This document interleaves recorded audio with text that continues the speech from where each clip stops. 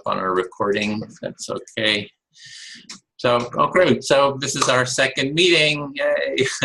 So, and maybe we can go around and introduce ourselves and just do a little check-in, you know, how you're doing. Then I guess I'll start. Edwin Rutch, Director of the Center for Building a Culture of Empathy. I'm here in El Cerrito, which is near Berkeley in the San Francisco Bay Area. And I just had feelings rather sad. I had posted it in the group that the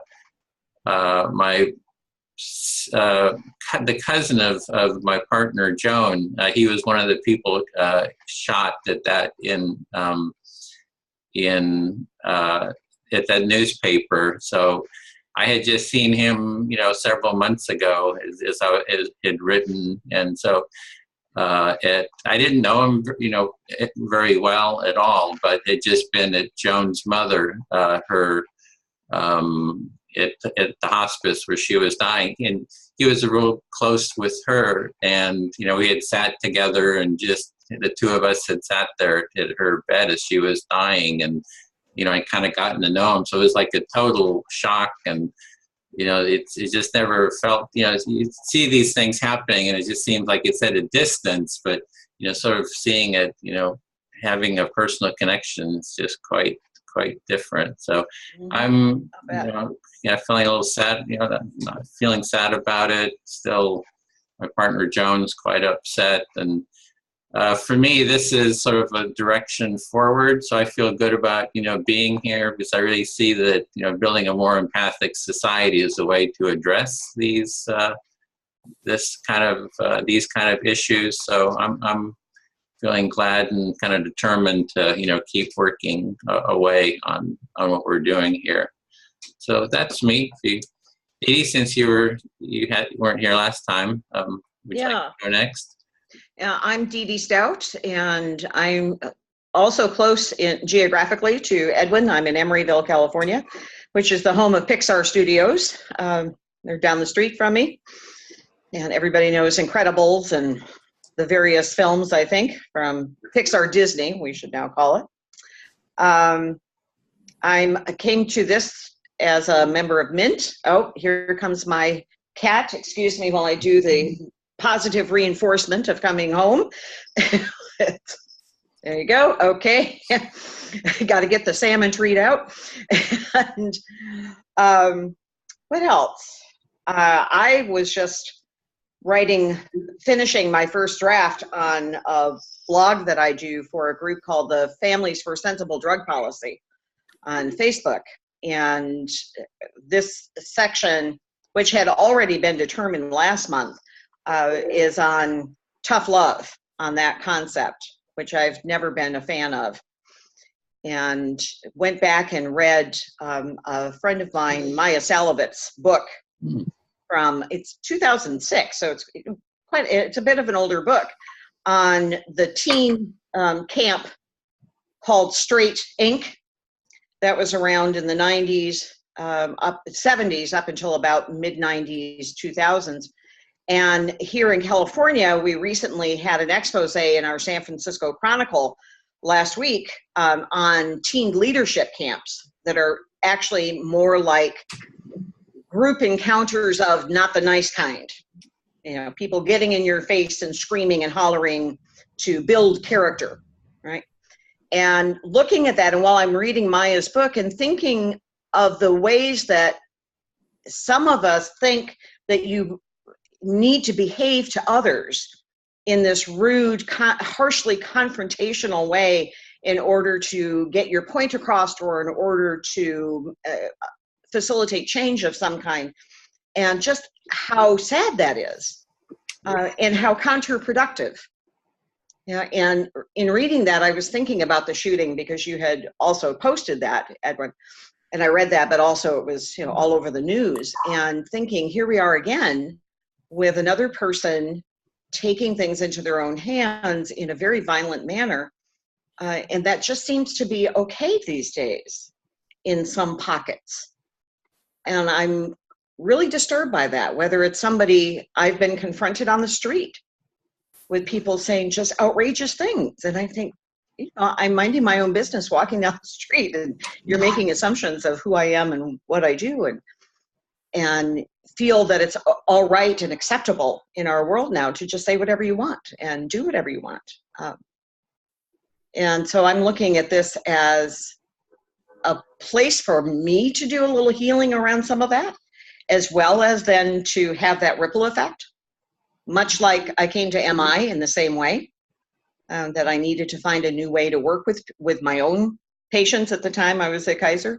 And then it became a way for me to heal my own relationships, at least some of them, and then take that to others.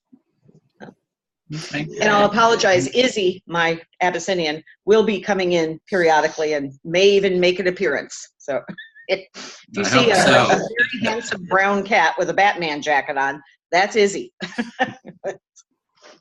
Okay, thank you, Didi. Deb? Hi, I'm Debra, and I'm in Seattle. And just a recap is I've been doing mindfulness-based stress reduction for 14 years. I've been doing Buddhism for 40 years, NVC since the 90s, so and what's the C, Deb? Excuse me? I'm taking it that it's mindful-based something. Mindfulness-based stress reduction. Right, no, the MBC, you said. NVC too. A nonviolent communication. Oh, gotcha. That one. Okay. Yeah. I was hearing the letters differently. Sorry. Okay, that's all right. And so what's alive for me right now is I've reviewed this Culture for Building Empathy, the website, all these different various links we're getting for over the past week. And I just suddenly clicked with me last night that this, and I'm a little embarrassed to say so, but this is about, from what I'm gathering, what's been written so far, and it may change, and alter, that this is about political activism, because the word activism popped up for me. And since I look at everything from a more personal point of view, I was layering this training I'm in with you guys now with how do we learn to do it from a personal point of view. Mm-hmm. And some of the things I've encountered in the classes I've taught over 14 years is that people point a finger outwardly and say, oh, it's someone else, it's an outward problem. Let's try and fix the outward problem. And I see it differently. I see it's an inward problem. Mm-hmm. And that we all contribute. We're all intra connected. Mm-hmm. We all contribute, whether we're conscious of it or not. There's that rippling effect. And so I find myself continuing to revert or default to how do we maybe take this broader picture of changing the world to changing ourselves on a personal level. And how would that happen in an empathy tent? Because it's to me, to get effective change, people have to be felt. It has to hit them hard, kind of like having a loss of someone, that you, or an animal, or something that really makes you hit rock bottom, that kind of effect. So it's easy to intellectualize and say, yes, I would like, the left to change or the right to change, or, but how do we stimulate that interest or motivation personally? And I know I'm very thick-headed, and it takes, I'm stubborn myself, and while I have the underlings of interest, and I have great feelings for everything that's going on, and I have my whole life. In fact, I became so overwhelmed with it, I fell into deep depression when I was 19. And so I've had to learn how to navigate, my feelings, the expression of it, and the stimuli, you know, and how to manage all that for myself, as well as other practices and things I do. So that's my interest in this group, and not to take away from Edwin's experience, but in the past 2 weeks, I've had 2 encounters. One was through Edwin, which was really 2 degrees of separation of someone that lost their life. And a friend of mine, her partner, 13 years, who was an avid adventurist and biked to Yosemite from Seattle, and he was hit on his bicycle and died the next day. And he was age 49. So that was just 1 degree of separation. I didn't know him. But where am I going with this? Okay, that I'd like to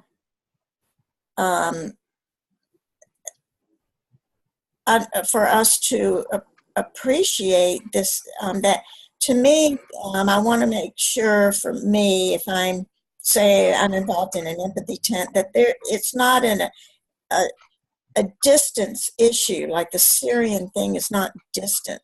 It's not like 1,000 degrees of separation, that it's me,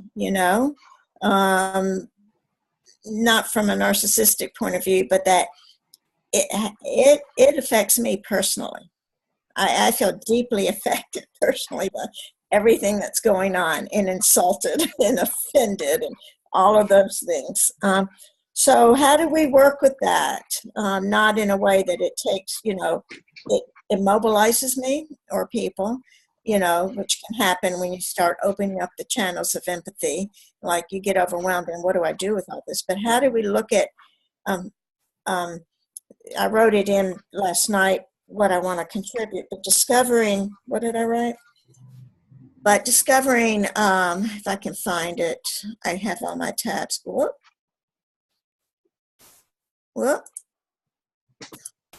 I think I lost you. You're right here. Well, I lost you. Uh-huh. All right, well, I can't see. There we are. I can't find it, but I wrote about how do we work with emotions? And that's what this is about. This guy was angry, pissed, the guy who killed those people at the newspaper. So how do we work with that? And how do we, again, there were red flags.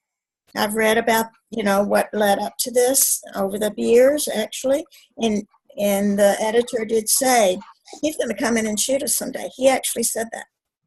So why are we ignoring these red flags? So that's my take on things today, and I'm feeling sad, but not immobilized, which I've sort of been feeling over the past week until I went to acupuncture twice to help release some energy, which helped.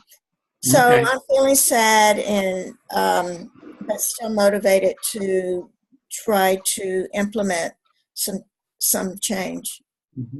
Okay, thank you. And Denise? Well, boy, it's just interesting hearing the sort of different perspectives and different ways of approaching and thinking about the work. But what I was really this week, and I wrote a little bit about this this morning, but really struck me is that I really value, and it's a high value for me, empathy, compassion are high values for me. And and I would like to think that those are high value, human values that everyone ascribes to, or that everyone, and as Bill says in this first chapter, there's a hard wire in there for empathy. And I believe that, and that we do value that. But in our world, how those are expressed and how those are viewed, or whether or not they're valued, really differs. So when I think we stand a really good chance of coming up with a really great thing for teaching people how to use their own hardwiring and how to do empathy. We know how to do that. We know how to teach those skills, but the problem then becomes, how do you inspire or build that sense of motivation for people to value it? How do you build that? And I had a conversation with my sister this morning, who is from a political standpoint on the complete opposite side of the fence. I mean, we've been on the opposite side of the fence for our entire lives, and it has, there are, of course, we have some things in common, and I was telling her that I had to go prepare for this call, and she was telling me that she had been learning about empathy through this business thing about how to, really, I think it's how to be better salespeople, which of course we know you can, empathy, a good way of helping build good sales skills. But she was relating to it that way, and yet it was so interesting, the way that she discussed it, because it was in a sense of needing to have empathy. And she said, we had a really good lesson in their setting. She and her husband he's a big real estate developer kind of, and not totally, they're in a small area, but they wanted to develop some property of theirs, and of course none of the neighbors want them to do it, and they're doing all this. And so what she was envisioning, she was so proud of him because he did a presentation in which she said he addressed everything that people were arguing about, that the neighbors didn't want. They didn't want this new development. They didn't want that, and of course the neighbors are probably feeling pretty pushed around by this in this situation, but his ability to sort of overpower through neutrality and through a semblance of neutrality and what she was defining as empathy. They all have a right to what they say and what they think, but they're listening to fake news, and they just don't understand the real issues. They just don't. And I just thought to myself, as she's explaining this to me, I'm thinking, this is so much a part of it. Like, she would definitely say, I really value empathy. This is a really important thing, but the way she thinks about it is really very different. And so it's all in service of getting what you want. Right. The reason you would have empathy is to get what you want. And I see a lot of that happening even on the political spectrum, that it's like, is our motive for wanting to have a more empathic society to get the policies that we want? To have the world as we think it should be, and just really questioning how we go about what the real overall purpose of that is.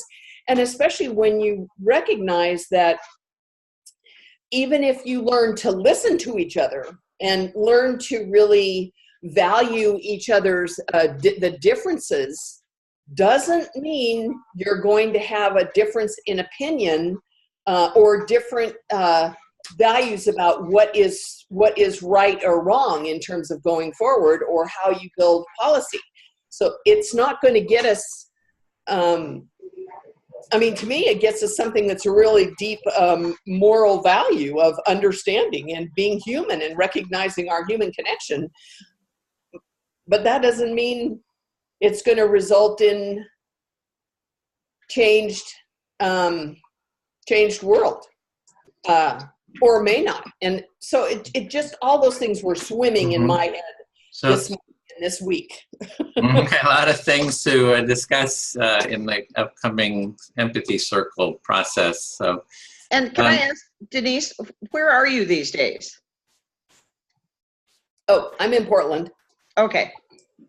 And I saw Daya just pop in for a moment. She's in India, so I'm not sure how the connection and so forth there is. So we shall see.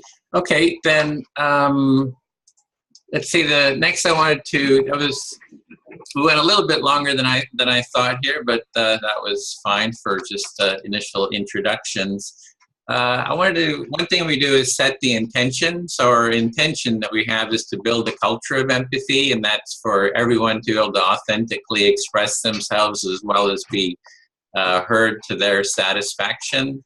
So if that works for everybody, is that basic? Okay. And we have our empathy circle candle here, which we set just to kind of hold that intention visually. Hope this isn't too woo-woo for anyone. So, but it is a lot of fun when we do the empathy circles, kind of setting this. I do the mediation with my family and others, and we set it, and everybody seems to really enjoy having that. So next thing I want to do is we had our on arrival question. So at the beginning of every meeting, we pose a question so that when people arrive, or before you arrive, if you arrive a little early, you can, kind of have something to work on to write it in, as well as, as people kind of gathering. So at the beginning of every meeting, we pose that, and then we just have been going around and sharing kind of the answer to that. And so our question was, let's see if we have Daya, hey, Daya, are you here? Hey. Are you hearing us? Yeah. How is your brother? He has some injuries. My dad and husband are with him in the hospital right now to just get some checkups and some dressing to be done. I think he has to get a couple of stitches on his lip. Oh. He's not yet back home. No, he's not yet back home yet. He fell and hurt his lip, is that? Yeah. Okay, well, we're glad that you could make it. And we had just gone around doing introductions. So where do you live? Just a little bit about yourself and, how you're feeling now. And if you'd like to share that. Okay. Yeah, I live in Chennai, India. At the moment, I'm at my parents' place. It's a place near Bangalore, and at the moment I'm a bit worried and just concerned about how my brother is, and just about there right now. Okay. Is there more? Or do you feel complete? Yeah. Okay. Maybe something. Okay, if there's something else, just, jump in. So we were just talking about the sharing on our on arrival question, and the question we had was, how might you like to contribute to designing and building the empathy training MOOC? So this is just to get a little bit of a baseline. We have, let me actually share this with you here real quick. This is our agenda here, and you can see that each of these agenda items clicks through to a page on our websites. On the on arrival question, if you click on that, it brings up information about the on arrival question as an activity, and we have this empathy circle process, which we'll go into, and then how would you like to contribute. So I just wanted to show you how that how to read this agenda page. And we are now to share the on arrival question. So,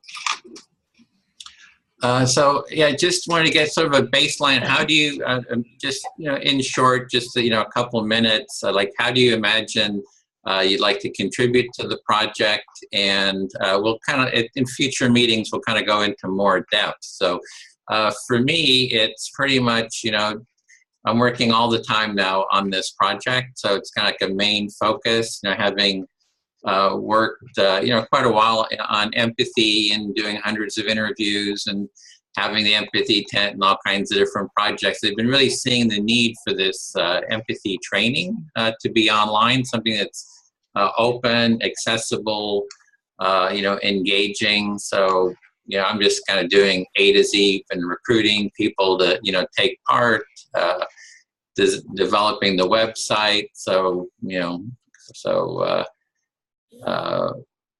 yeah, just from A to Z, willing to, put in a lot of time on this. So we could just go down the list of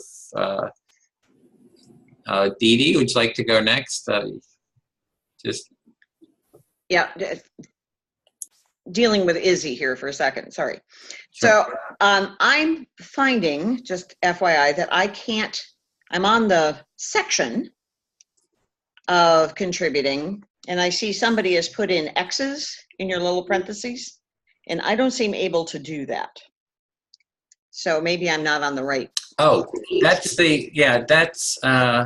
it's in our Google Doc that we're working, and you can edit there. The how to contribute, that is not, we have to have permissions to do that, and anyone who would like those. Okay. What we do is we would copy that how to contribute. Let me just share quickly what Didi is talking about.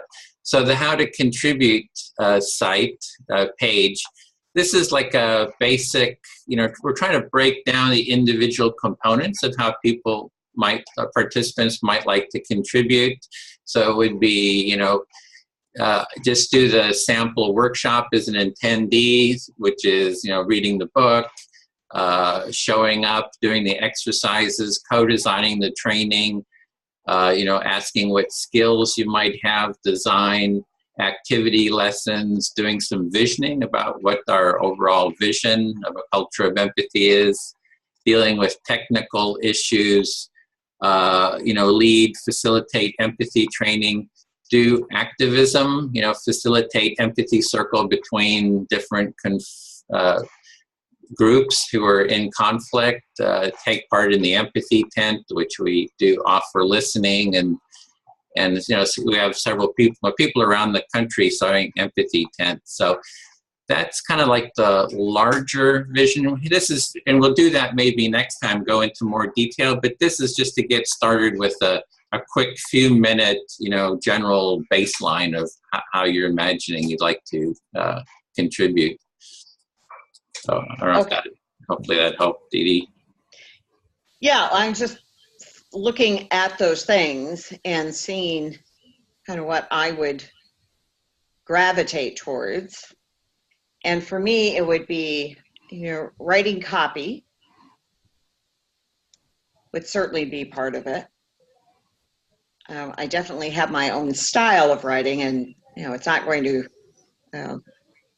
necessarily click with everybody. It's something I do a lot of, for better or for worse.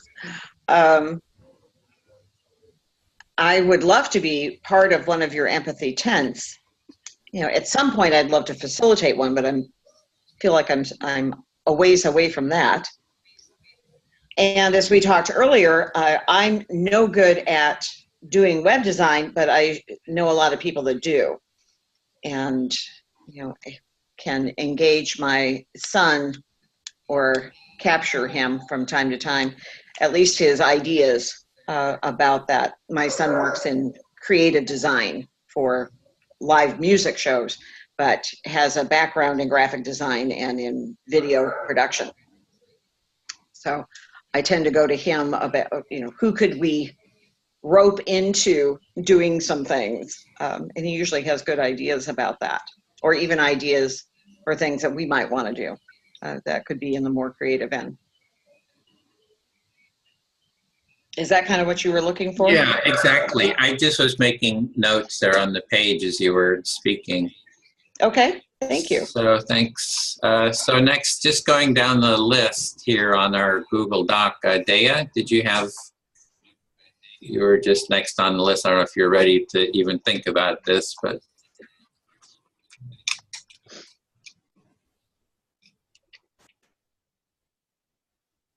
Can you hear me? Yeah, we hear you. Just how do you imagine contributing to the design of the empathy training MOOC?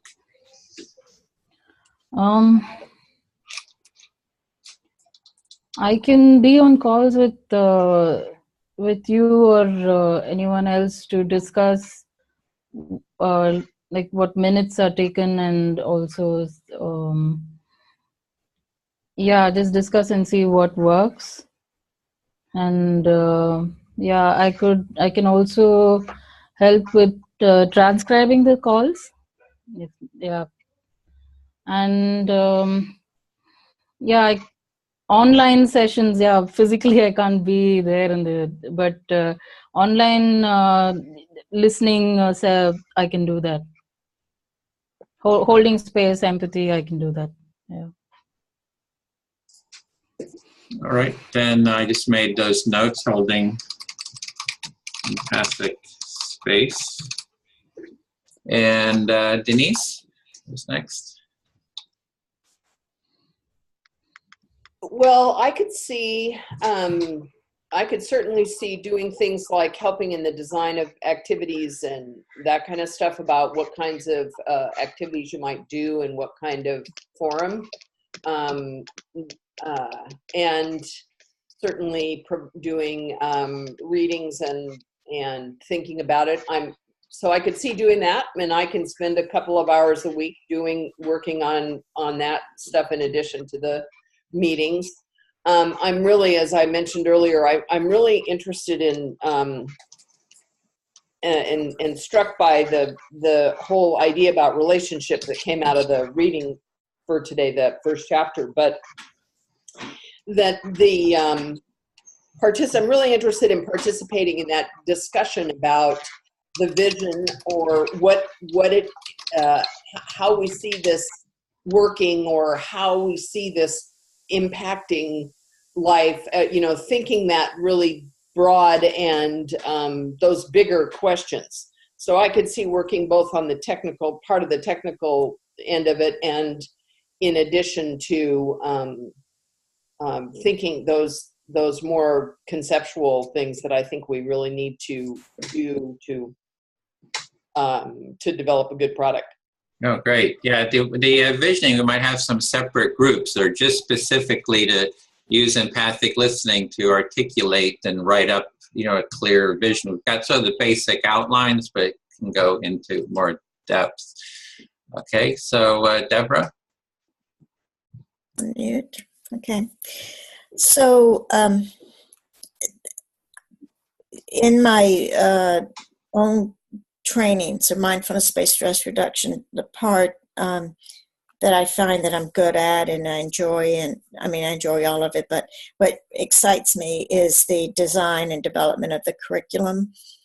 And from 29 years as a nurse, we set up outcomes, and how do you get to that outcome and achieve that outcome. So, and it's an objective.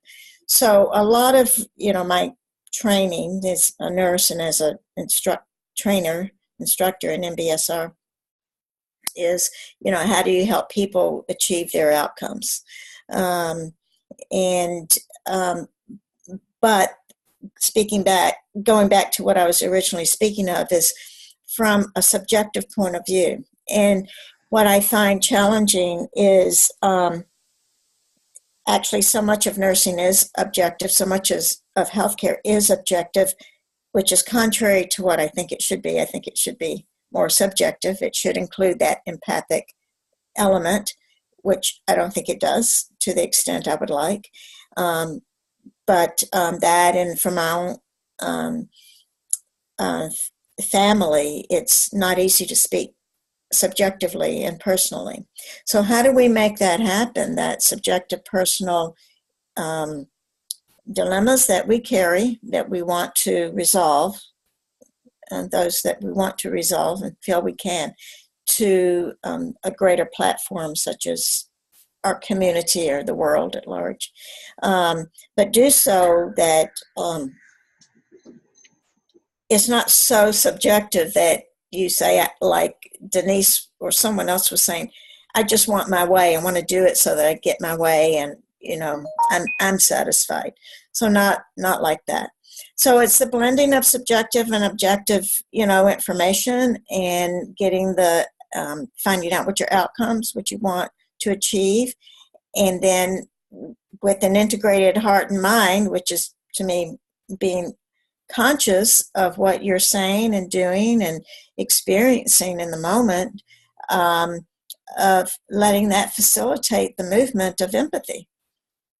So if that's not too complex, but that's so it's the looking at the outcomes, the objectives, and doing it from a subjective point of view, as well as blending the objective and the subjective as well. That's what I was hearing.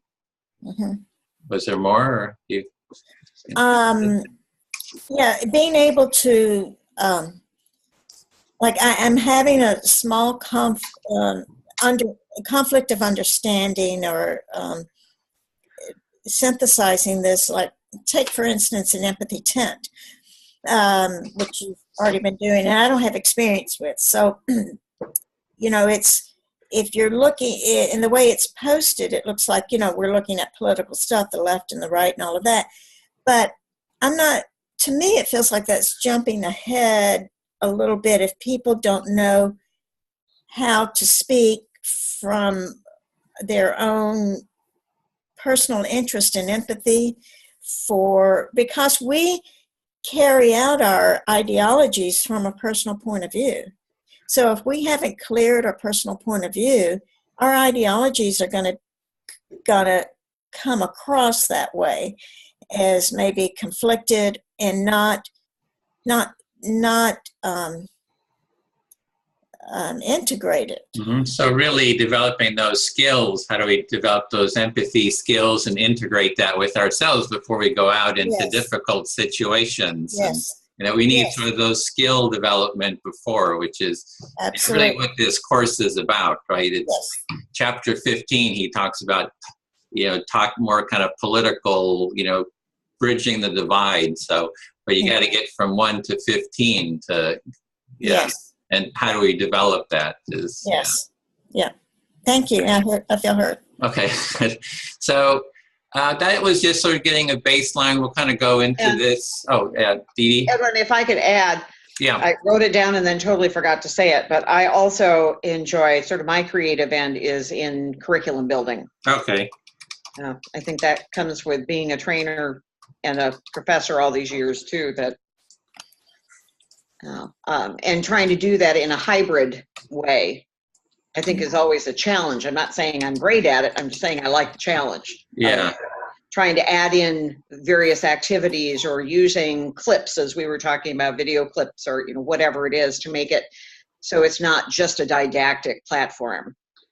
Yeah, we had talked about that before the meeting. We were talking about how bringing in that you had shared a video clip about addiction, and it has like millions of views, and there's all these video clips, little animated video clips that have millions of views, and how can we develop like a curriculum that is very engaging like that, and brings in a lot of people. And you're mentioning your son too, who is a creative director, who might be a good connection to finding people that could help design something like that. So yeah, I'm quite excited about that. I really think there was a video clip by the person that did the Empathic Civilization, Jeremy Rifkin. He wrote, it's one of these, it's that huge book on the shelf there.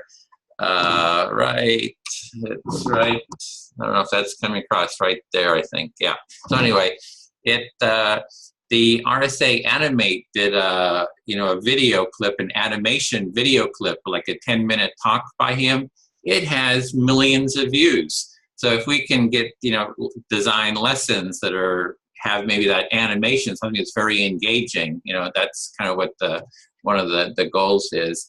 As well as we're not jumping right into, activism. It's not like you're going to be out in the empathy tent and, that's all. It's just that the overall vision is to have a culture of empathy and to be working towards eventually doing something in the political field, in the sense of we did a radical empathy forum here in our local area where we brought 11 politicians together and had them do an empathy circle with each other, talking about how do we create a more empathic society. So sort of the means are the end. It's not like we're taking any political position, but just trying to, how do we transform society, hold that intention to transform society and build a more empathic culture.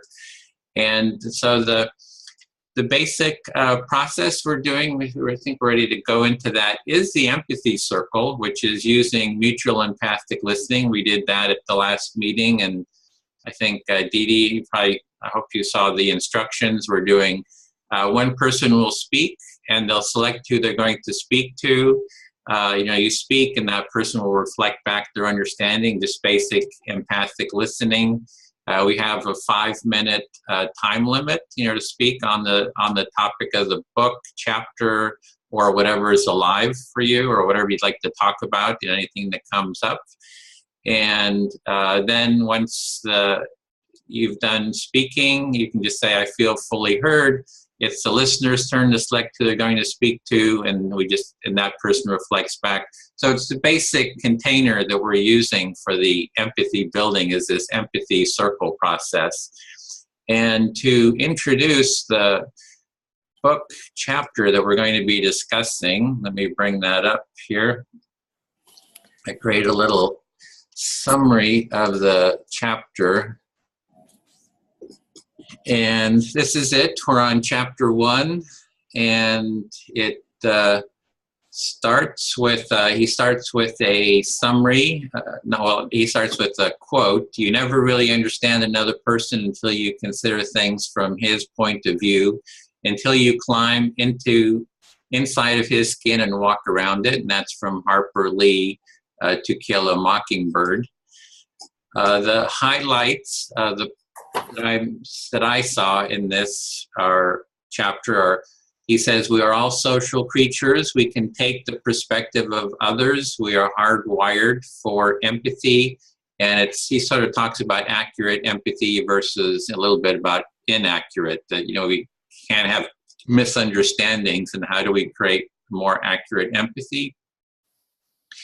He uses the perspective taking. People are looking at things. He hasn't used this cartoon as an example. He has another example, but it's the same concept. Two people looking at something from a different perspective, seeing sort of something of sharing how it is from their perspective. This is another example. This person sees 4, that person sees 3. And another one that I found regarding perspective taking is the elephant. We all know that one. Everybody who looks at a different part of the elephant, the blind,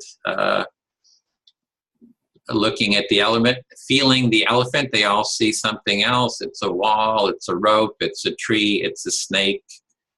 And that's the basic, just a quick recap, summary of what the chapter is about.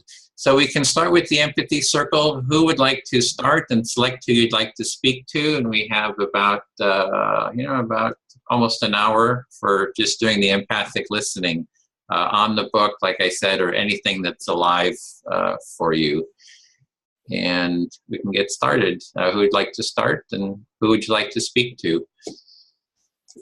I'll start. Okay. So, Denise, would you be willing to hear me? Sure. Thank you. So, the past 2 weeks, I've met with 2 friends, and I am left with a feeling of some anxiety and dilemma in hearing them. And I've been practicing just hearing the past couple of weeks since we started this. And I'm in a place of wondering, because of my experience of hearing these two people, one in particular, and but the event was that we were together several hours, and then she would have taken several more hours had I not said I have to go to the bathroom. And Had a big need. We went out to eat. I think we did that, and then we coming back to my house, and we were just out in front of my house for another hour and just unloading on,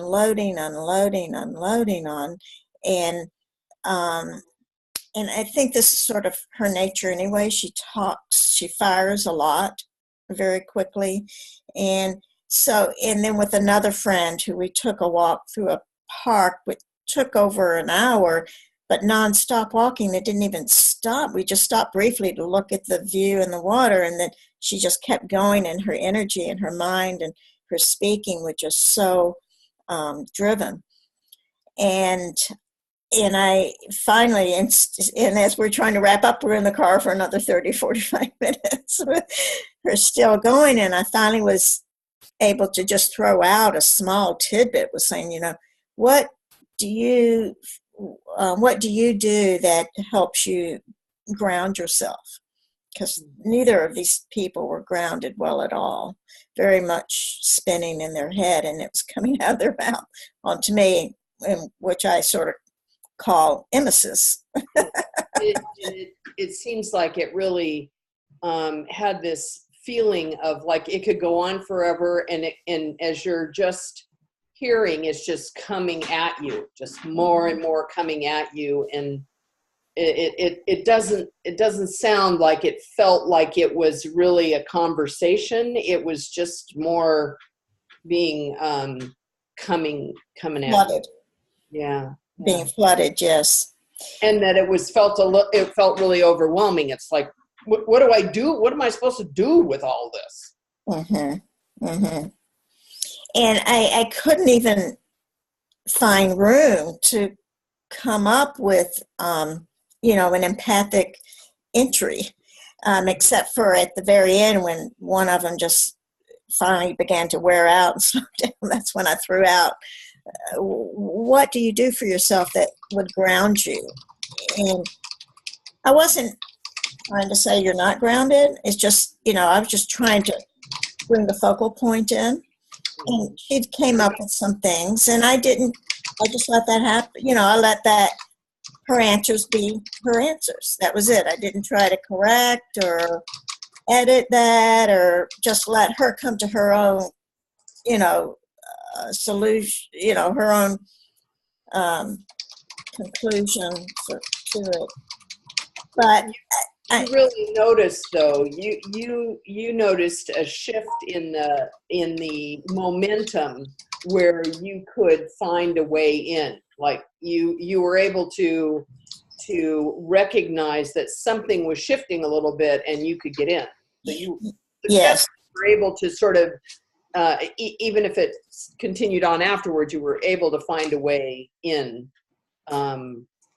In my introduction, yes, at that point of grounding, which was needed in that moment, and for her to maybe think about if she's talking about how her own life is overwhelmed and politically and all this other stuff, and that, maybe you need to find some or revisit what you normally do, which was the question, what do you normally do? Yeah. So in that brought us down to earth, and it brought it down to the elements of, oh yeah, I have resources. And when the 5 minutes, I'll just put a little sign up here, I'll do the timekeeping, so we can finish with the reflection.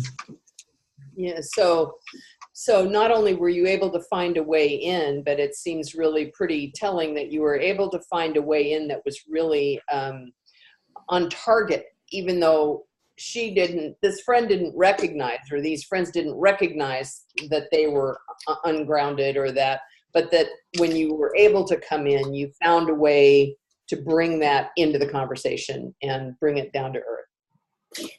Yes, I felt satisfied that I through all that very complex, 3 hours, that I could find the salient point, which is let's look at grounding to me.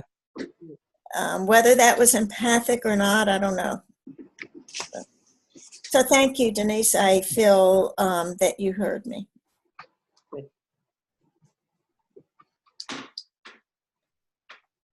All right. Well, Didi, you wanna listen to me? Of course, I'd be delighted and honored.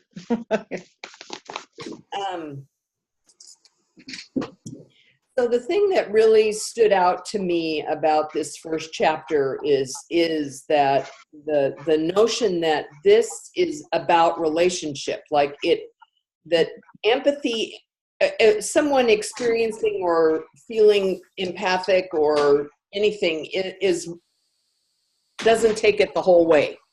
So it happens in relationship, and somehow really recognizing, I think that's got to be such an important part of the vision, but about how important it is that this happens in relationship, whether it's groups or between two people, and that notion that we have to draw on that people really do desire that, right? Mm-hmm. Right. So it's not happening in isolation of some kind. Yeah. But the idea of relationship could include the individual or a group or a pair, many different layers. Yeah. And of course, it for me, like as I was mentioning earlier, the conversation with my sister, and I mean, this is just one conversation. I have these all the time because every member of my family, we have such different views on things and different perspectives. I mean, there's just and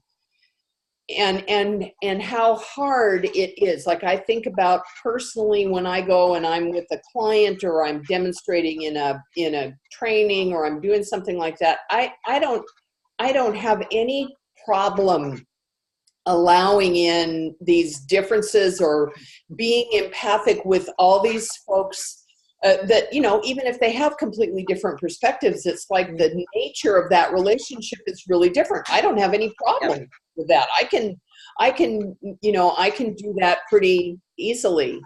There's no attachment. Yeah, it's very seldom that a client person will cause me to jump out of my empathy hat, Mm-hmm.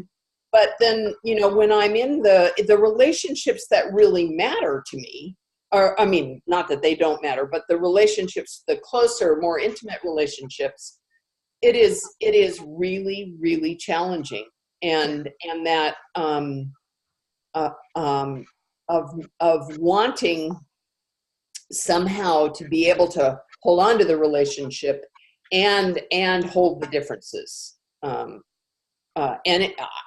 I get really stuck in that. Yeah.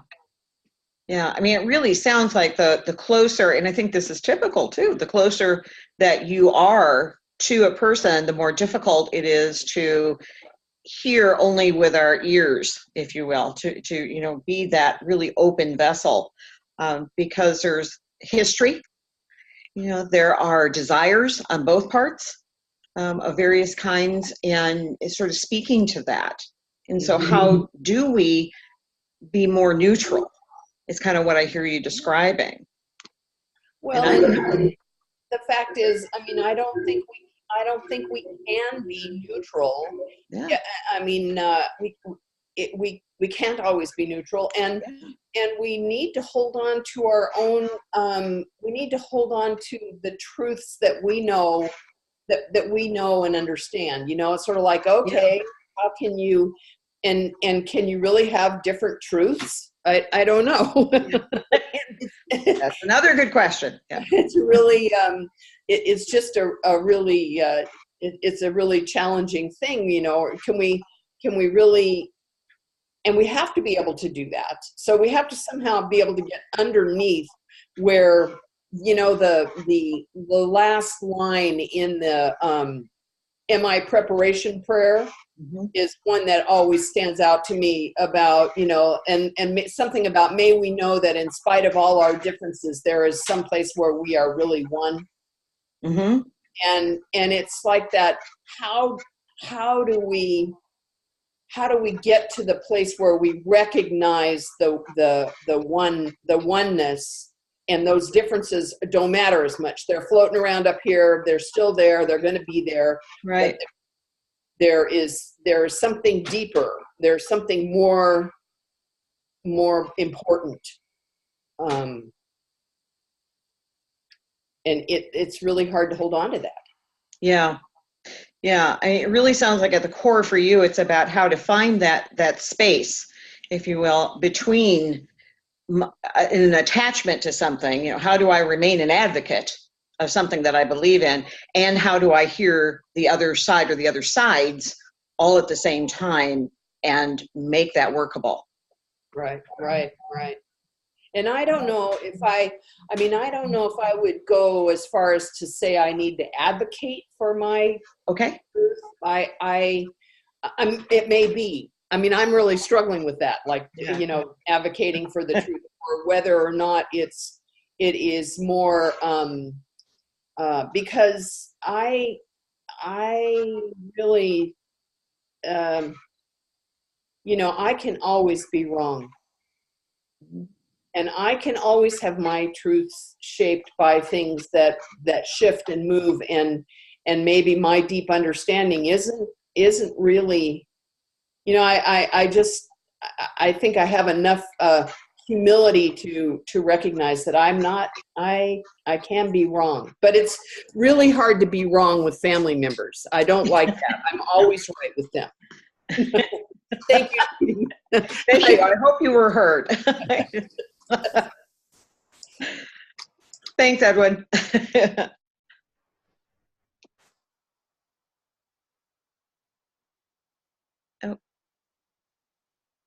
Oh, sorry, I was muted. It's your turn. You select who you want to speak to. So, Daya, are you up to it? I'm not sure if she's, I think maybe her video is frozen. Yeah, I'm not, I think she might have, okay. Yeah, her video probably looks like it froze, so it's just kind of a frozen image. Right. So I tried to even unmute her. Oh, Daya, are you there? Yeah, I think there's some problem. So, Deb, would you mind? And you're muted. There we go. Yeah, I was just saying, Daya just moved. She said she just wrote a note. She can hear us. Her picture. Yes, I'm happy to be here for you. Yes. Great. Thanks. Oh, I see it. I can hear you. Okay. So, last weekend I spent in Salt Lake with a group from the East Coast who is working with the Partnership for Drug-Free Kids. I hate that name, but it's okay. They're a good organization. And what we're doing is training parents to be coaches on the telephone for other parents who have kids who have died from their drug use or who are struggling with their drug use, and to get some support. It's free. What we're doing is a combination of motivational interviewing, craft, and ACT, acceptance and commitment therapy, kind of thrown in as well. And I'm not a full trainer yet. Well, I will be the next time, but so I was doing some training, but more observation.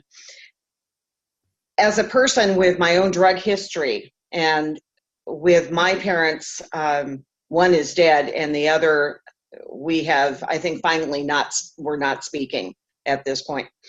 I found it very emotional and very difficult to sit through all of the stories, because that's what we do. The first thing is have everybody share a little bit of what brings them to this and why they would want to, participate in this and be a volunteer, because it's all volunteer.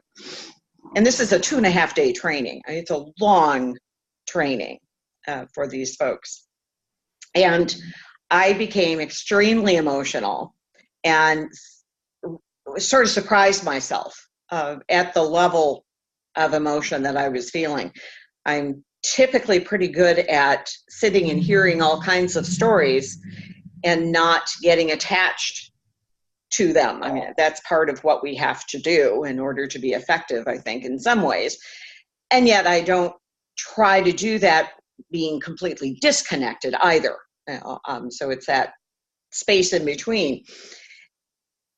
What I discovered was hearing 17 people give their shares that are all horribly emotional and all negatively horribly emotional, all at one time.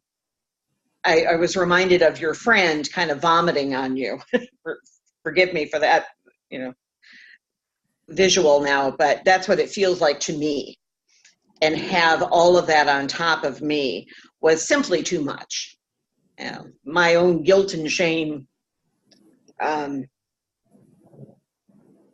I'm not sure what else, but definitely those came forward. In reading this chapter, it reminded me in this about saying empathetic understanding is not merely something that you have, but something you do and experience.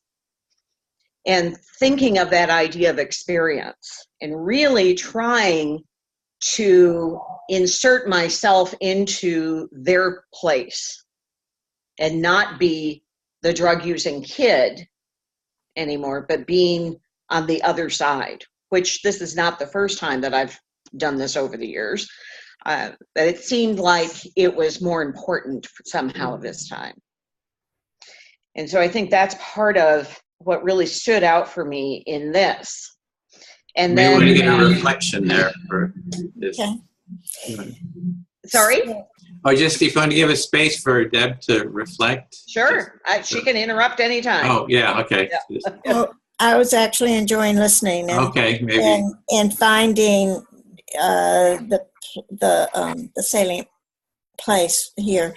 So from your experience of your own background with substance abuse and bringing that history to this training, coupled with hearing everyone else's stories that may have been worse than your own, but bridging those two, you came to a deeper appreciation of. Yeah, I don't think that they were worse than mine necessarily. I have to say I don't think in those, or I try not to think in those terms.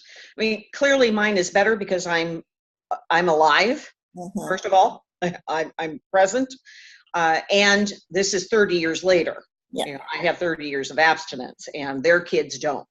Yeah. So definitely that. And in fact, there was a bit of uncomfortability for me wondering, do I share my story? Is that something that will be a bridge, or is that something that could be a deterrent somehow? Could that be too emotional for somebody to hear because their child is not present? Right. Yeah. So you're in a dilemma about whether you would share your own experience, but overall, you came to a deeper understanding and appreciation of what they've gone through. Mm-hmm. Even though you were overwhelmed with 17 people vomiting on you, but you moved through that and came to a deeper place of understanding of this process of sharing so deeply, such an emotional, cathartic moment. Yeah, absolutely. Interestingly enough, too, I had sort of forgotten my own son's 2 minutes that could have changed his entire life of using drugs and getting caught right away in a federal court. It would have been extremely serious. And I decided to share that story, which I haven't talked about in 30 years, probably, or close to it, 25 years. I guess he's not quite that old now. But, and that seemed to be received really well too, even though, again, the outcome for my son was very different Mm-hmm. than it was, at least currently, for their kids. Mm-hmm. Mm-hmm. So you felt satisfied that you could bring that story in and Yes. share it. Yes, and that is something that I can bring to the training Mm-hmm. that could be a positive Mm-hmm. and allow me to participate in these trainings and feel like I have something personal to bring to this as well. Yeah. So you feel hopeful you can contribute in a positive way. Yeah. Yes. Thanks, Deb. You're welcome.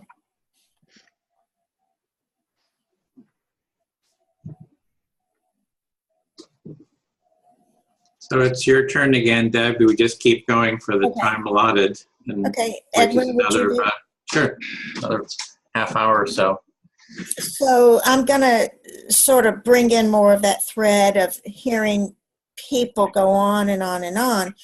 And I heard an NPR story the other day, and I really just caught a brief part of it. But what I heard is that 100 years ago or more now, people were able to sit around the table and talk about their issues. You know, what do I do with my cow?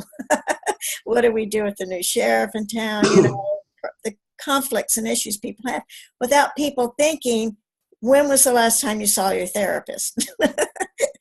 So I'm trying to, you know, because when we're speaking personally, we learn to do that. I'm just looking at my notes here that even from the beginning when we started this morning, I talked about this political activism, and what came to me was personal activism. Maybe we need to activate ourselves, you know, be activists from a personal point of view, but where do we bring it in? And maybe I'm not getting my concept across, but about activism, but be able to stand up and speak to who we are, you know, without saying, I'm a nurse, I'm a dancer, I'm an artist, without a role. But what do we stand for? As, you know, Denise is even speaking to our morals, our values, without, and the conflicts we carry about that, you know. I mean, I've had jobs where I was asked to do something unethical. I mean, you know, illegal. And I could reflect that back so far. Yeah. So you were just hearing with NPR, they were talking about that previously people would get together and they had more of a conversation and just talking about life and what was going on for them. And so related to the activism that you were talking about is instead of taking on a role, being a nurse or a Republican or a Democrat or whatever, just how do we speak about who we are, what's going on in our lives? And, you know, that's what's maybe important as we speak from that, our own personal experience of who we are. Yes, and then tie it in, as the difficulty with my two friends, tie it into helping people speak in ways that get to the salient points. What are the feelings and the needs? And how can we not correct what our experience is, but how can we constructively make use of that in a way that is receptive? And the problem is, how is it receptive? And, you know, we all have, you know, been employees, and we're all living our huge part of our life is around our work. And just how do we manage that so that we're not, I live in conflict a lot about that because I don't feel like I can speak personally on the job. I can, you know. So it's like, how do we speak from our own experience, our own felt experience, and the underlying needs that we have, and have conversations about that? And there's a conflict I'm hearing, or is that there's a conflict in your job environment where you can't speak like that, you can't share that, and you would And you're tying that in with activism as well. Is there an activism, or how do you bring that sense of self and your own feelings and needs into the conversation? Correct. That's correct. I'm reflecting, and then I'll just tie in the family too. So I think we all have areas of our life where some are better than others, but so the activism part is, how do we, I think if we speak from our personal point of view, we become a part of the constructivism, the revolution of, what I say matters. And it should. And what the people in Syria matter, and the people in Arkansas matter, and wherever. I mean, we should get to the point where it matters. And I've just spent many, many years hearing it doesn't matter, Deborah. Mm-hmm. So it would be revolutionary if everybody mattered. It'd be a society saying you don't matter and other people don't matter, and really that everyone matters would be it would be a revolution.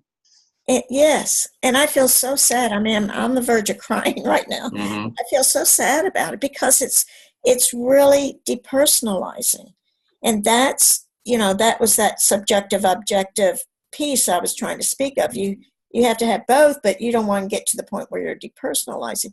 So it's really we've everything that's going on now. The immigration issue, all that is so depersonalizing. I mean, it's just mind-blowing, and it's just shattering and unraveling the fabric of humanity, which is so, I'm just, I can't even say. It's sad. I'm on the verge of tears. Yeah, you feel sad and on the verge of tears just with the shattering of what's happening in society, and the people not seeing as not mattering, and so just feeling a great deal of sadness. Yes. Around that. Yes. Okay, that was 5 minutes too. Thank you. So, okay, then thank you. I'll speak to Denise. Let's see. Let me hit the timer here. So I wanted to kind of bring up the activism part. That the activism that we do is to listen to everyone. So with the empathy tent, we go and anyone can come. They can sit down. We do empathic listening with them, as well as we try to listen to both sides. Like in being in these political environments, so we're not liberal or Democrat or Republican, we're standing for empathy. And we listen to both sides. And then we try to get the sides to listen to each other and facilitate dialogue between the two. So I think the overall activism for me is that we're trying to build a culture of empathy. So seeing how we can really transform society so empathy becomes a primary social value. At least for me, that's what empathy, what activism means.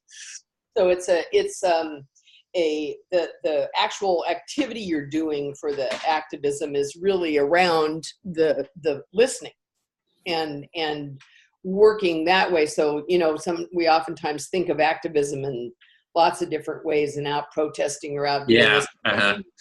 The activism that you're working on is just holding the space for the listening and creating that and welcoming everyone into that and space. The intention that we want it for the whole society, right? It's like, I'm taking the point of view is I would like society built on this value of empathy. It's just not me as this individual listening to everybody and kind of getting overwhelmed. It's I would like you to listen to me, and I would like you to listen to each other, and can we create, and that's my position.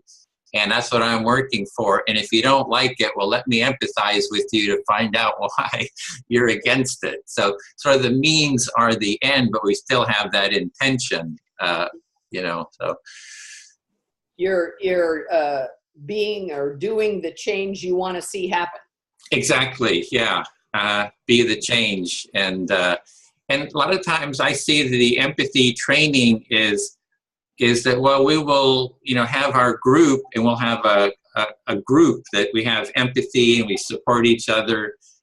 And then you leave the workshop or whatever, and you go into this environment which beats the work environment, for example, that Debra is talking about. It just beats you up, right? Because it's an unempathic environment.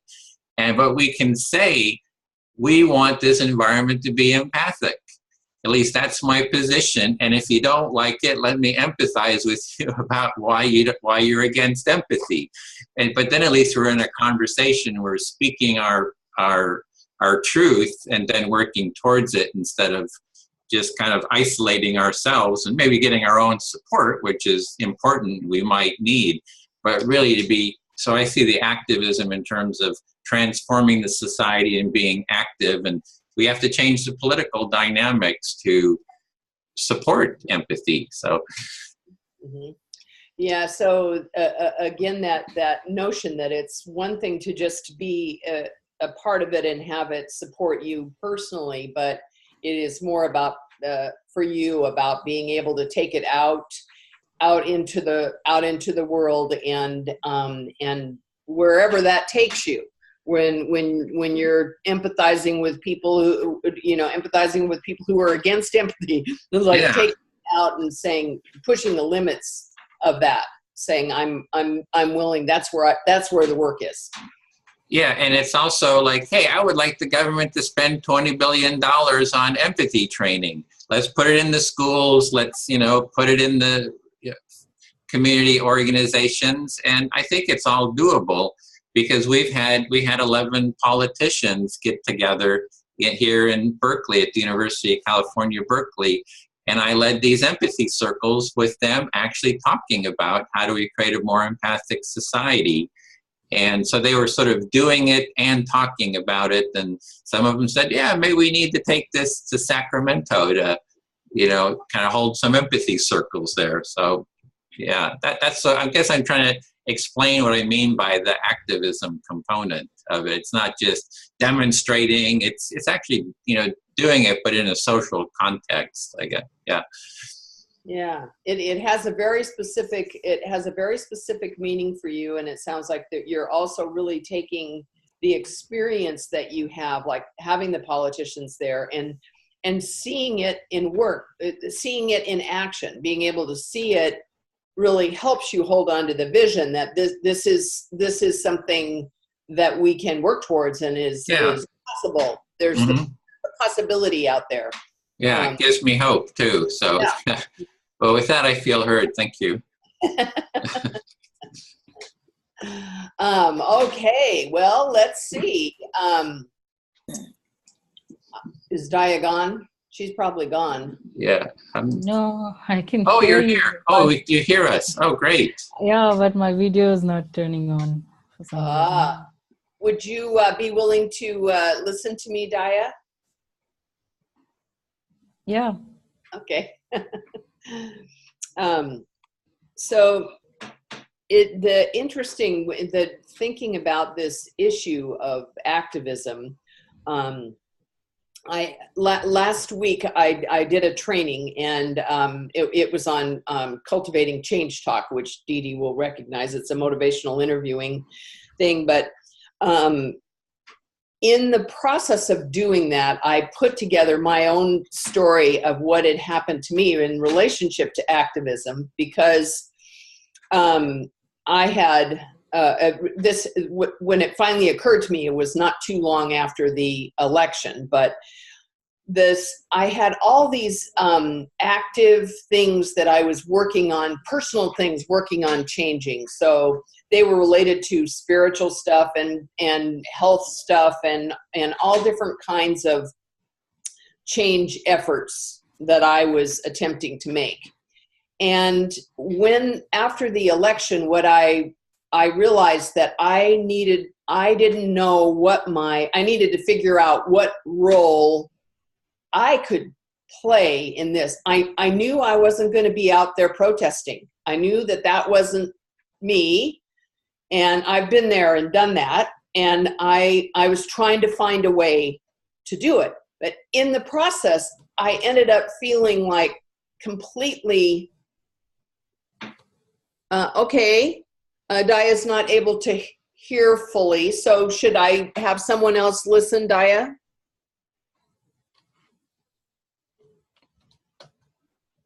Okay. Well, let's see. Deb, you want to listen to me? Yes. Okay. So can I reflect what I've heard? Mm-hmm. So after the election, you wanted to feel that you wanted to be a part of change, but you knew you wouldn't be out there protesting on the streets like other people. But you felt motivated politically and spiritually and health-wise to make some changes recently, since the election at least. Well, actually, all of those changes had been going on for independent of the election. So Okay. I've been working on some health issues and been trying to make some changes in my health behaviors. I've been working on the spiritual journey, and been really focused on the serenity prayer. I've been doing all these different things already. And then when after the election, the idea that I needed to be involved in bridge building somehow, but I didn't know what that meant. And when I finally did go to therapy, and I told my therapist, I felt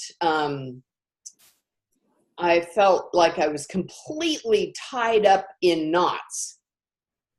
And I felt like a big knotted up ball of yarn. I'm a knitter. So I felt like I was just like strangle-held by my own stuff.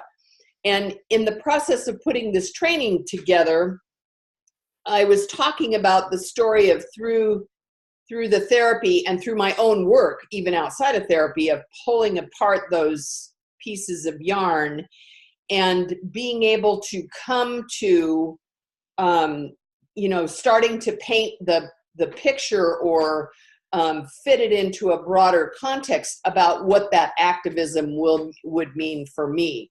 So, and doing this, participating in this was moving a step towards that, what is the activism for me? So may I reflect at this point? Yeah. So I'm hearing that the coming into this culture of empathy circle has helped you find a way of how you're going to activate your activism after a struggle of unraveling this tight bundle of yarn that's kept you feeling constricted and wound up and not yourself.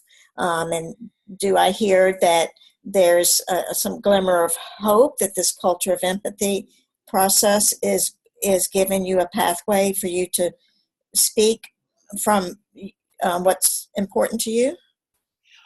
Actually, it feels like this is just, there's lots of pathways there that I've found as the unfolding happens. And I guess this is the important piece. It's unfolding, and it's becoming, some things become clearer, but it is an ongoing unfolding process, and of which this is just a small part of that, but is giving me an example of, I hadn't even thought about it in terms of activism till today, but it's giving me an example of a way to carry, a way to be engaged and active in a more constructive way.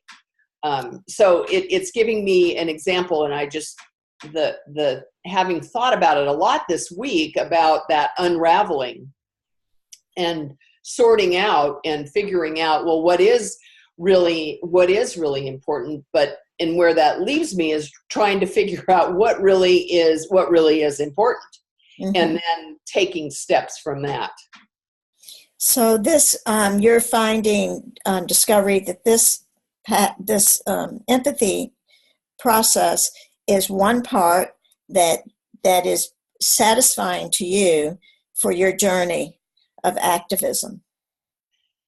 Yeah, I guess it remains to be seen if it's how satisfying it is, but it feels pretty good now to have that just to have that going feels pretty good. So you feel good about this process at this point? Yeah. Good. And I feel heard. Thank you. Good.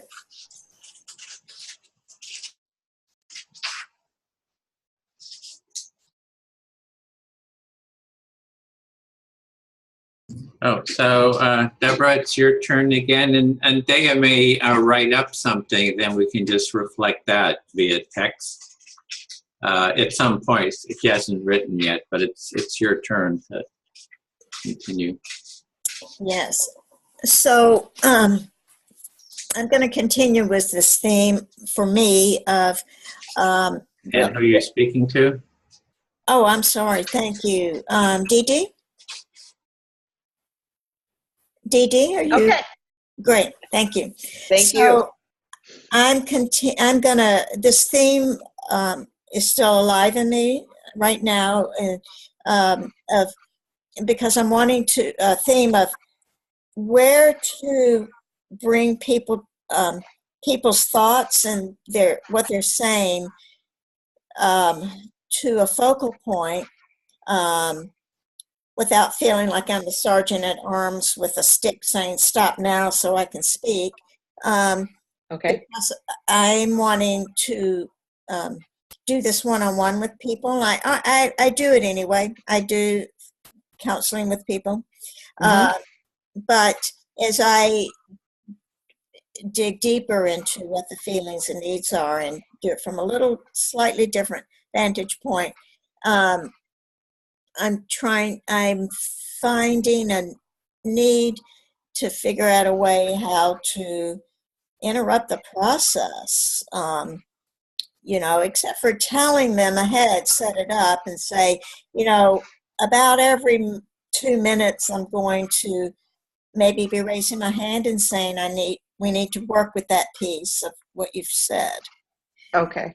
So I'm trying to figure that out. Part of this is trying to find a way to include yourself, to actually have a conversation rather than listening to a dialogue. Yes, or a monologue, listening to a monologue. Thank you. Yes. That's what I meant to say. Yep. Yeah, right. And not only that, but with people, with just friends or family, usually it's pretty one-sided. I don't see people, in my experiences, I'm not finding two-way conversation happening. Yeah. And I don't think people even think about it. They just think they'll speak, they'll unload on you, you accept it. If you don't, too bad, and we go on to something else. Yeah. It's very odd phenomenon, and I'm guilty of it too. Yeah. And that's where I go back to 100 years ago. People used to know how to have a conversation and talk back and forth without thinking you need to be seeing your therapist about this. Yeah. And that seems logical that, part of what you've observed is the shift that we've moved from the kitchen table being the conversation place to, I admit my son and I do more texting than we do any other form of talking, which is lovely. On the one hand, when he's in London or, wherever, I can still have a conversation with him at some point. I can talk to him, I should put it that way. But it's not a real conversation. Right. We've lost the art. We've lost the art of that. We've lost the art of many things. Yeah. So,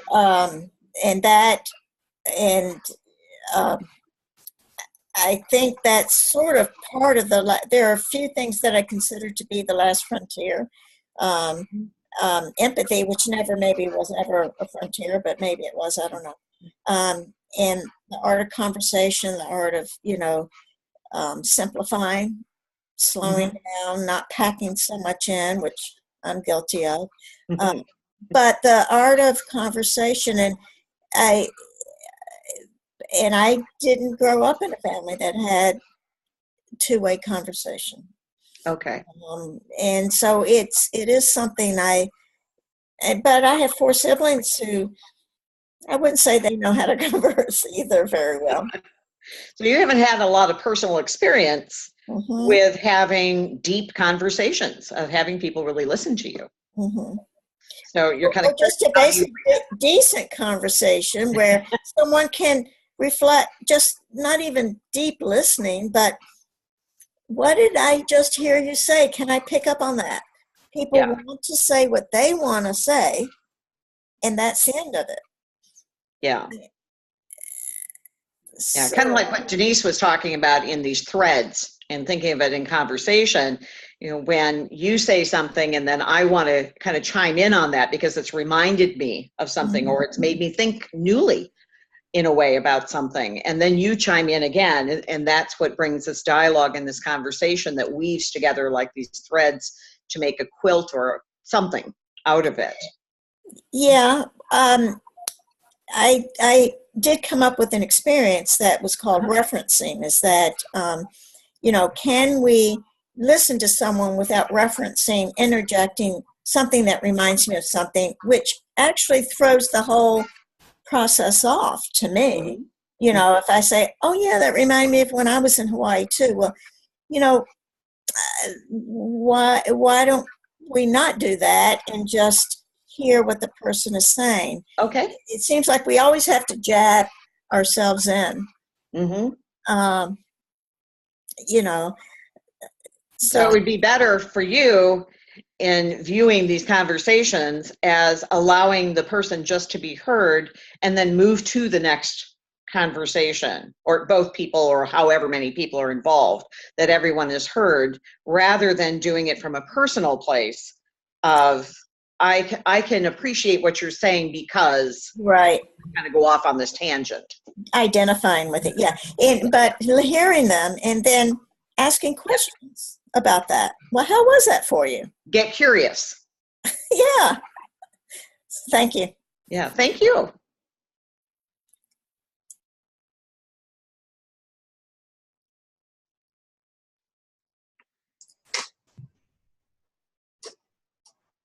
It's your turn, Didi. We're back there. Okay, Denise. So in thinking about what people have been saying, and I think I was struck too by your conversation of trying to figure out how to be an activist in a different way. Because I'm with you, my old body will not go out and do the streets anymore. That's done and gone. And looking for other ways to be involved. And I was struck by, I think, 3 words, and not necessarily ones that we said, but things that came to mind. And one being a witness to something. And then how that's different from being an advocate or something. And then how that's different from being an activist somehow. They all can play a role. In fact, maybe one moves to the other and back again and, you know, in and out somehow, but they, to me at least, are very different. And then bringing that back to the title of the chapter being together. So for me, for my struggle of late has been in challenging myself in so much of the work that I have done over the years has been alone. You know, being a single trainer, living alone, you know, and it's certainly not that I don't have friends, but I don't have a family connection other than my son. I have an aunt, but not my immediate family. There's no connection there at all. And finding different ways, what I call creating a new family. So the family of choice rather than the family of chance. And seeing how important that is if I'm going to be an activist, an advocate, and probably even a good witness, that it requires that there be some togetherness. in that. So you're really seeing that or thinking now about all those different pieces of it, the witnessing, the advocacy, and the activism, but seeing how the challenge for you is about how do you create the space in relationship that will support you in those roles, because you've become really accustomed to doing so much, being your own counsel and doing so much on your own. And how do you really tap into that sense of togetherness to move forward? Yes, very good. And it's not as simple as getting a good therapist. Again, in thinking of that was not interesting to me. It was like, done that for 30 years. I don't really want to do that. And I'm not saying it's not useful or it was a bad experience. It wasn't at all. I'm very grateful for it. But it was like that, I need more. I need a relationship. And therapy to me is a unique relationship, but there isn't much dialogue that goes on. And I want to be in dialogue. And I think that's what drew me to Edwin's empathy circles, that whole idea, and really challenging myself to hear those other sides that I'm struggling with. I'm struggling with having empathy for the so-called other side. And I hate to make it a binary, because I just don't think that's fair, but I don't right now know how else to characterize it for this exercise. And I think that's part of it. I don't want to be in that binary.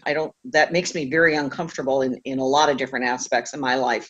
And certainly in my politics, that's one of them, or the idea of the activism. So let me just see if I got that. In some ways, part of the development for you about this is how do you get out of that binary way of putting it like, the other side, and how do you, that you're having trouble empathizing with, and how do you sort of sort that out so that you aren't just thinking in those terms? Yeah, absolutely. Because when I do, then I'm resorting, if we talk about this in MI, right? If the only side you talk about is change, then the person's left with no change side. That's it. So if I'm arguing my side and only see my side, then I'm leaving the other person stuck in their side, whatever that is. And that gets us nowhere. So there's got to be another way. As uncomfortable as it may be for me, and I assume for others too, perhaps, I think it's the only way at this point to move forward. I like that idea of, I think it was you that even said, being the change, not just be the change, but being the change. There's that active piece to it. And I don't want to sit on my hands, and I don't want to just complain. I need more than that. So it also seems like you relating it to the idea from MI of, leaving the person with just that arguments, like that you have a framework for how that might sound or how it might look differently that you're actively working on applying, albeit it's a struggle to figure out how to apply it. But have that framework of knowing what it means for people to be voicing their arguments.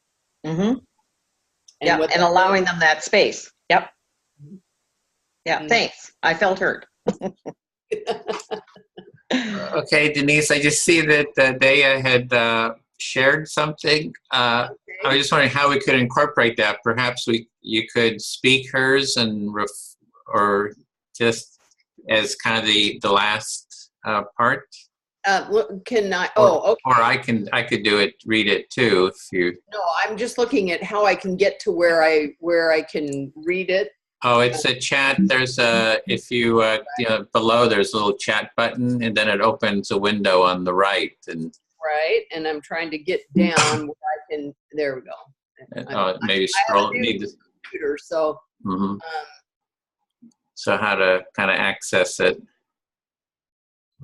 Yeah, well, and yeah, how to just see it. I'm having a hard time with. I got the window up, but I'm not getting down to the most current thing. Oh, I can do it. I have like two 24-inch screens, huge real estate here, so it's quite easy for me if you'd like rather. So I'll No, just.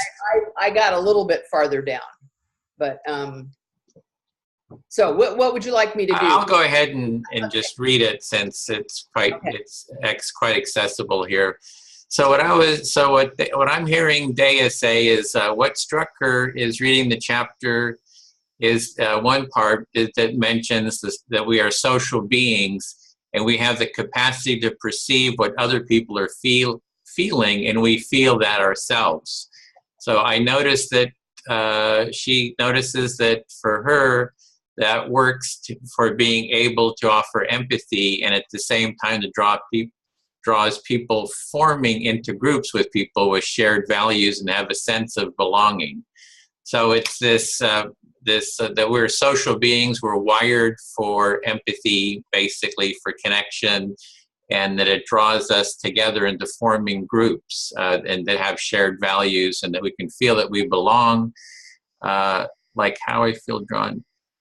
And in the example of that is how Dea feels that she works together with groups, the NBC groups. There's a sense of community, of being drawn together, or in empathy groups or in mindfulness. What's scary is with just resonating with certain thoughts. So what's scary is when groups form with just resonating to certain thoughts and feelings and are not recognize that we are connected and have the same needs. People are tending to hurt and even kill. So it's scary when groups form into these in-groups and don't see basically the humanity of others and do hurt and kill others. And an example was, my relative, Joan's cousin's death, where, here's someone that went and killed someone through a shooting. And so it feels shocking hearing that, and hearing that she was killed by her husband, and that, so it's just hearing that other people are doing all these caste issues. So there's caste groups, kind of out groups, and being violent and killing those. And that's what happens in India. And I'm still wondering how I could help hearing her struggles. So Dea is wondering how she could have helped to hear the struggles and the relationships and the caste differences, and maybe how to have contributed and helped to have them help see things differently, and take a different strategy, maybe a more empathic strategy, instead of using violence. And Dea would like to have helped and contributed to do that. Is that it, Dea? Can we say okay or something, just that worked for you? Yes, yay. She feels heard. Can I add to that? Yes, please. If anybody else wants to reflect, please do.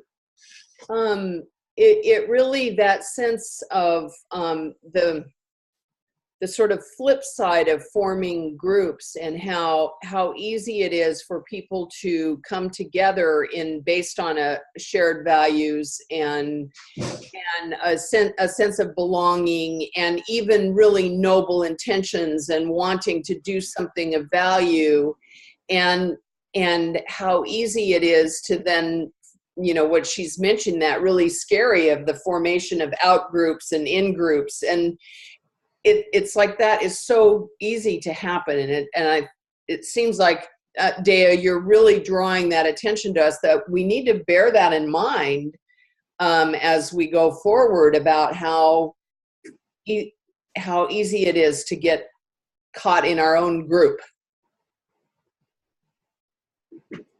Okay, then. I'm also wondering. Yes, thank you. Yes. Oh, sorry, Edwin. Oh, she just says yes, thank you. So she was reflecting. Was there more for reflecting, Dea? Didi?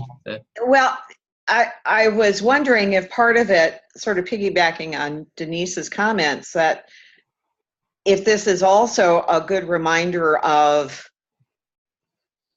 I mean, and I can use, think of it even in my own circumstance of joining groups and being committed to change and wanting to do that, and yet here is this thing right in front of me that I'm not seeing, and how easily that can happen as well. So also, so yeah, you can form a group and then you just aren't empathizing with people who are outside of that group. Right. You just don't even see it. And beyond that, that there's an instance right in front of me that's happening to someone, and I'm not engaging them. And I'm not saying this judgmentally, absolutely far from it. Part of it for me is I can't connect with my father right now. That's not possible on his end. So therefore, one of my things is, okay, so let me try working in a different way. And maybe if I'm more accessible somehow, maybe then I can go back to the relationship and see if there's a way to repair it. So that's what I mean. I'm not trying to be judgmental in saying that we should be looking right there and not forget that. I just think it's a helpful reminder. Mm-hmm. Yeah, so it's not like you have to do this, but just it's a reminder, not like a should, which is kind of pushing. So you just want to make that clear. So I just want to keep us on time track here. Maybe we could just go around, quick share how this was. Just like within 30 seconds. How did the listening work? And before we close, Denise, would you like to? Well, as always, there isn't much better out there in terms of communication than feeling like someone is actually hearing you or making an attempt to hear you. And I guess in these conversations, I really see that the genuine curiosity, but also the willingness to listen and to put oneself in service of hearing what the other person is saying. So I really appreciate that. Okay, so appreciation for the process, what we're doing here, seeing the benefit. Deb? Yeah. I appreciated you speaking to the activism and what the bigger picture is for you, what your vision is, so that helped bridge some dilemma I was having with it. And I am curious and interested and excited to explore that more, so that I feel more connected to this overall process from that explanation you gave. So, and I also do a lot that's alone, and so I'm appreciating that some of what I speak of, I realize and know that some of what I speak of, like the art of conversation, is purely on me. I've always had a difficult time kind of socializing. I've had some social anxiety, and conversing from my historical perspective, personally and family, to I've always isolated and done everything alone. Mm-hmm. So it's important to me to find a way to speak and be heard that is constructive and not just filling up space. Mm-hmm. So some appreciation for the community and the constructive dialogue. So the effectiveness of constructive dialogue, as well as some clarity had some clarity about what the intentions were and how activism and what we're meaning by that. And yes. So thank you. Didi? Okay, there we go. Yes, and it's funny, Deb, I hadn't thought of it as social anxiety before. Isn't that funny all these years? But I've just never really liked people. To be honest, they didn't seem to like me much, and I was like, okay. So I gravitated towards animals and kids. It seemed that they don't have judgments and are more accepting, I guess is the word, of just who you are in the moment without strings attached. I grew up in a family where everything had strings attached. And so it's made me leery of people. And yet, the older I get, and perhaps the further away from drug use I get too, because that was one of my filters, my self-protective mechanisms. And the further I get from that and the older I get, the more I realize that I have to have people around. I crave it now in some ways. Still don't do well in a room full of people unless I'm the speaker, and then I'm fine. But if I have to be one of the socializers, it still is troubling for me at times. And so taking that risk to put myself out again and wondering, will it be accepted? Will it be enough?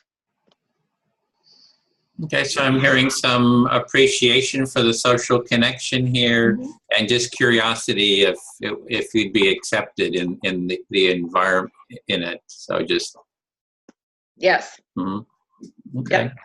Then everybody's accepted in an empathy circle. I'll just add that. Whatever you want to say, that's what I say in the tent. It's not a safe place. To the Republicans, I say anything you want. I will reflect it. Free speech plus free empathy. So everything's accepted. And from Dea, I see the beginning able to offer empathy now, and they're resonating with so she's resonating with the empathy activism. See the possibility of being able to make some change and be able to change, and it can be brought about. Thanks. Your story. Oh, thanks. Your story really moved me too. Oh, from Didi. Okay. So yeah, that's from you. Hope in here see you. Yes. So yeah. So this is the beginning. We're just getting started. Every meeting, we have a certain amount of time for doing an empathy circle to assess the chapter or anything that's alive in us, and then we'll have other time to start working, slowly, step by step on the curriculum development. So with that, that's we'll just keep meeting, and it'll slowly. I like this unfolding, Denise, that you say, right? It's like a thread. It's just going to unfold. The pieces will come together, and I think the curriculum, the training is slowly, kind of taking shape, and we'll see how everyone can be engaged over time. And to close the circle, we had set our intention, which was to build a culture of empathy, and our candle was the representation. So we want to take that intention out with us for the rest of the day, and we're going to just blow that intention out out into the world. If you want to take a deep breath from wherever you are, India, wherever, take a deep breath and blow. There we go. So we take that intention with us, and that is the official close. And I'll